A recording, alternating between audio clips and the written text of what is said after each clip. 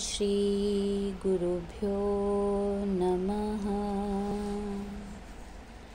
कठोपनिषद भाग 3।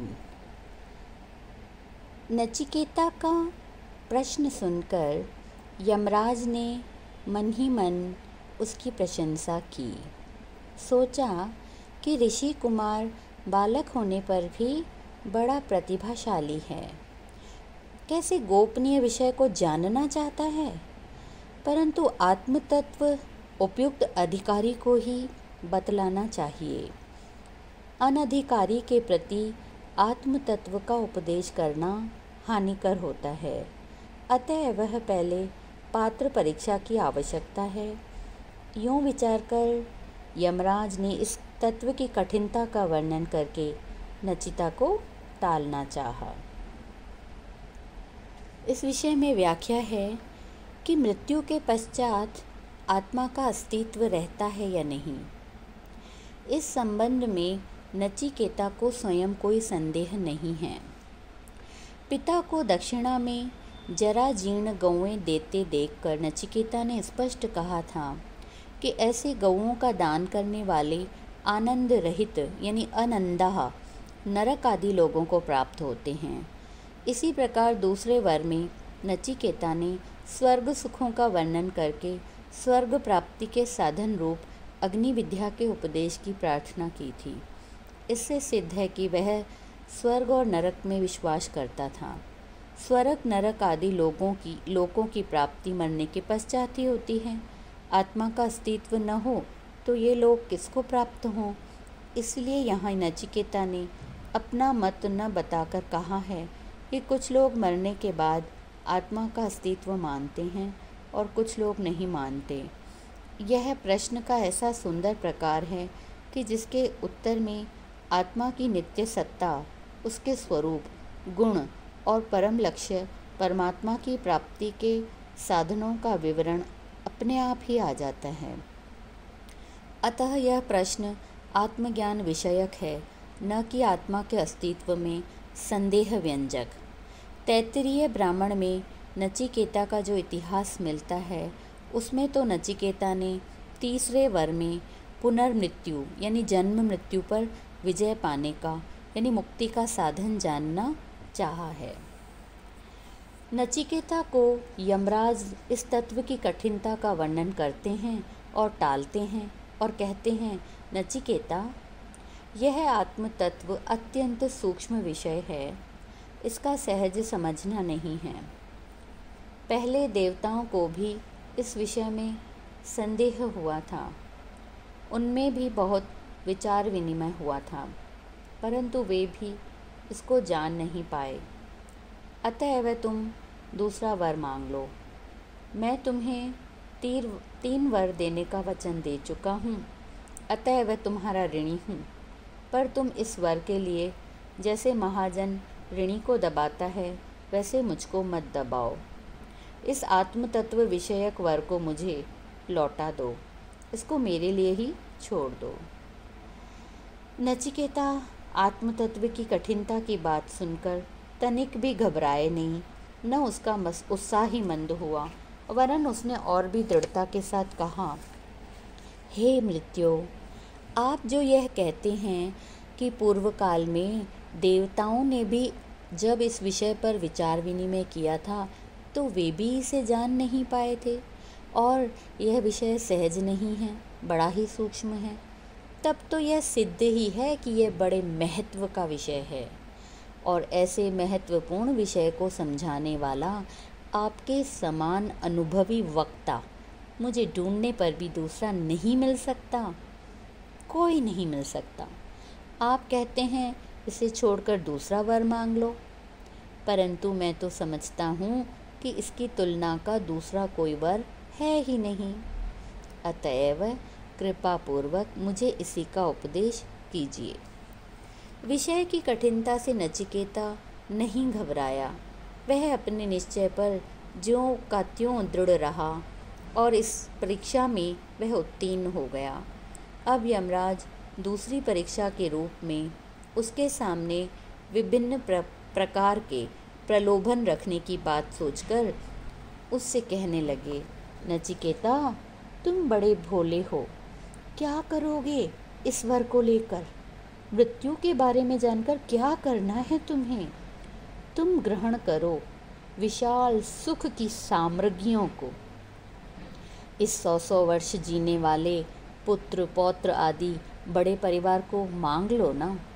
गौ आदि बहुत से उपयोगी पशु मांग लो। हाथी, स्वर्ण, घोड़े और विशाल भूमंडल के महान साम्राज्य को मांग लो। और इन सब को भोगने के लिए जितने वर्षों तक जीने की इच्छा हो उतने ही वर्षों तक जीते रहो। नचिकेता, यदि तुम प्रचुर धन संपत्ति, दीर्घ जीवन के लिए उपयोगी सुख सामग्रियां अथवा और भी जितने भोग मनुष्य भोग सकता है उन सबको मिलाकर उस आत्म तत्व विषयक वर के समान समझते हो तो इन सबको मांग लो। तुम इस विशाल भूमि के सम्राट बन जाओ। मैं तुम्हें समस्त भोगों को इच्छा अनुसार भोगने वाला बना देता हूँ। इस प्रकार यहाँ यमराज ने अपनी वाणी चातुर्य से आत्म तत्व का महत्व बढ़ाते हुए नचिकेता को विशाल असंख्य भोगों का प्रलोभन दिया, लोभ दिया। इतने पर भी नचिकेता अपने निश्चय पर अटल रहा।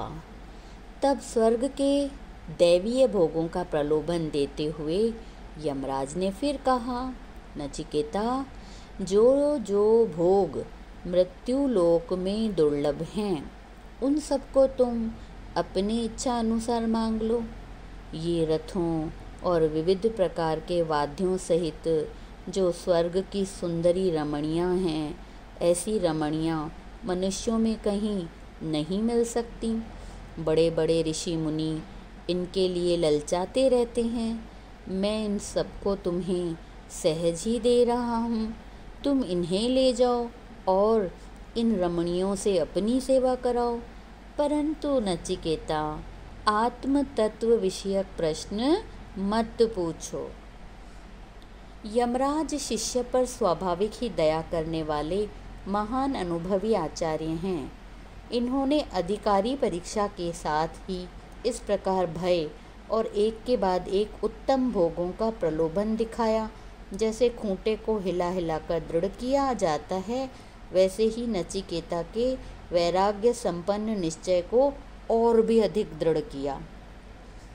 पहले कठिनता का भय दिखाया, फिर इस लोक के एक से बढ़कर एक भोगों के चित्र उसके सामने रखे और अंत में स्वर्गलोक में भी उसका वैराग्य करा देने के लिए स्वर्ग के दैवीय भोगों का चित्र उपस्थित किया और कहा कि इनको यदि तुम अपने उस आत्म तत्व संबंधी वर के समान समझते हो तो इन्हें मांग लो। परंतु नचिकेता तो दृढ़ निश्चयी और सच्चा अधिकारी था।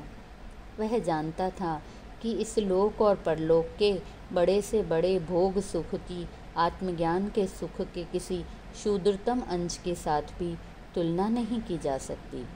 अतएव उसने अपने निश्चय का युक्तिपूर्वक समर्थन करते हुए पूर्ण वैराग्य युक्त वचनों में यमराज से कहा, हे सबका अंत करने वाले यमराज, आपने जिन भोग्य वस्तुओं की महिमा के पुल बांधे हैं वे सभी क्षणभंगुर हैं।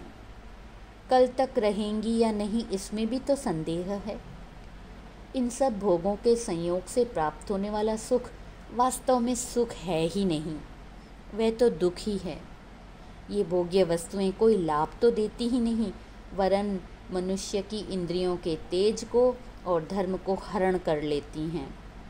आपने जो दीर्घ जीवन देना चाहा है वह भी अनंत काल की तुलना में अत्यंत अल्प ही है।